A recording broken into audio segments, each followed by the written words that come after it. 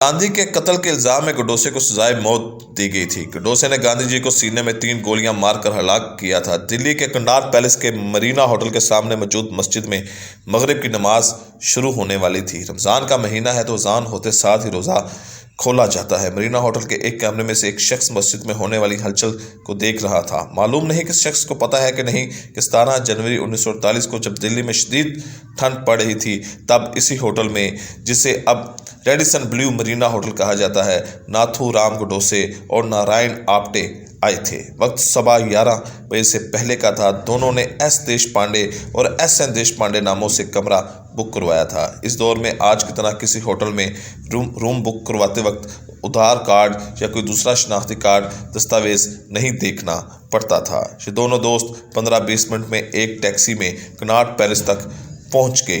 ये होटल जाते वक्त अलबरिक होटल से गुजरे होंगे। इस दिन यहाँ के बिरला हाउस में 79 साल के महात्मा गांधी भूख हड़ताल पे थे। उन्होंने देखा कि हज़ारों दिल्ली वाले गांधी से इस भूख हड़ताल को ख़त्म करवाने के लिए बिरला हाउस की तरफ पहुँच रहे हैं। आप्टे और गोडसे से दिल्ली में गांधी को हलाक करने आए थे। इन्हें होटल की पहली मंजिल पर कमरा नंबर 40 मिला था। गोडसे और आप्टे बम्बई से हवाई सफ़र करके सफदरजंग एयरपोर्ट पर उतरे थे। इनके बाकी साथी ट्रेन से दिल्ली आ रहे थे।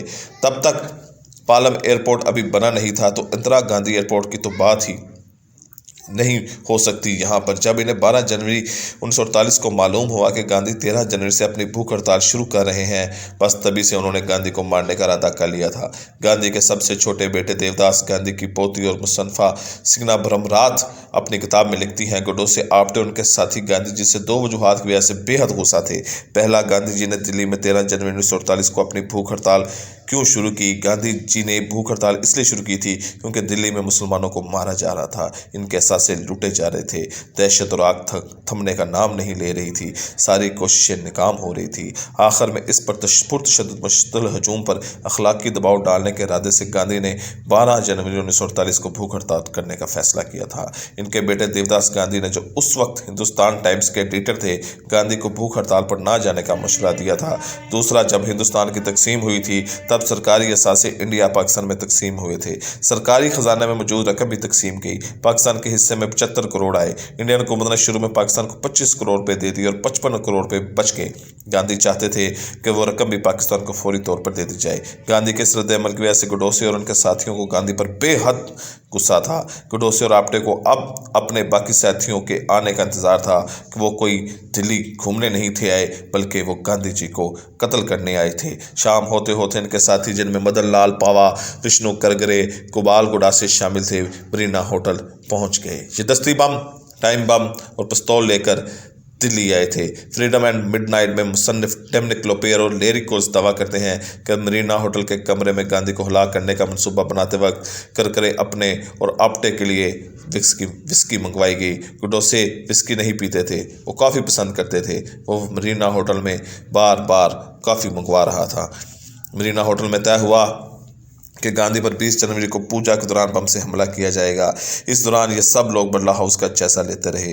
नाथू राम गोडसे, गोपाल गोडसे, नारायण आप्टे, विष्णु करकरे और मदन लाल पावा टैक्सी लेकर बिरला हाउस पहुंचे। आप्टे ने रिगल से टैक्सी वाले से किराए पर बहस के बाद टैक्सी ली। बिरला हाउस में धमाका मदन लाल पावा ने किया। बाद में मालूम हुआ वो एक देसी साख्ता बम था जिससे बड़े पैमाने पर नुकसान नहीं पहुंचा। इस धमाके के लिए मदन लाल पावा को गिरफ्तार किया गया। ये सब गांधी की जान के प्यासे थे। उनका इरादा था कि पहले पूजा के दौरान बम फेंका जाए, जब वहां पर भगदड़ मच जाए तो गांधी जी पर गोलियां बरसा दी जाएं। पावा और विष्णु करकरे पहले बिरला हाउस पहुंच गए थे। बाकी टैक्सी ड्राइवर सजीत सिंह की टैक्सी में वहां पहुंचे। सजीत सिंह के बाद में सरकारी गवाह बन गए थे। मदन लाल पावा एक फोटोग्राफर के रूप में वहां पहुंचे थे। धमाके के बाद उनके साथी वहां से निकल भागे। इधर पहली बार में कामयाबी ना मिलने के बावजूद गोडसे और आप्टे 10 दिनों में दूसरी बार एयर इंडिया वाइकिंग की प्रवास से बम्बई से दिल्ली आए, क्योंकि ये दोनों 20 जनवरी के बाद बम्बई चले गए थे। पुलिस के डर से ये मरीना होटल नहीं गए थे। अब इन्हें पुराने दिल्ली रेलवे स्टेशन का वेटिंग रूम ही महफूज नजर आ रहा था। गोडसे ने नारायण आप्टे के साथ वेटिंग रूम में रात गुजारी।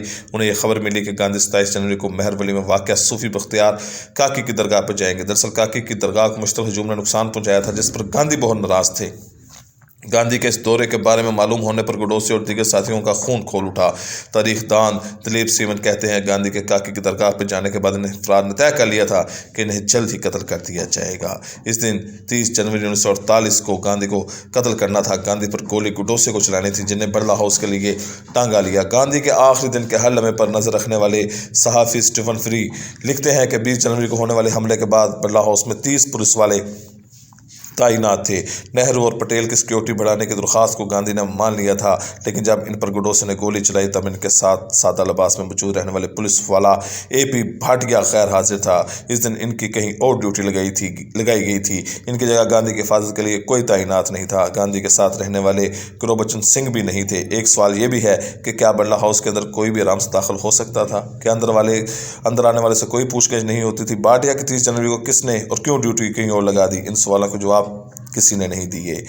30 जनवरी 1948 को चाय चौक के इलाके में खाकरोब अपने मुतालबात के लिए मुजाहरा कर रहे थे और पुलिस की भारी नफरी वहां भेज दी गई।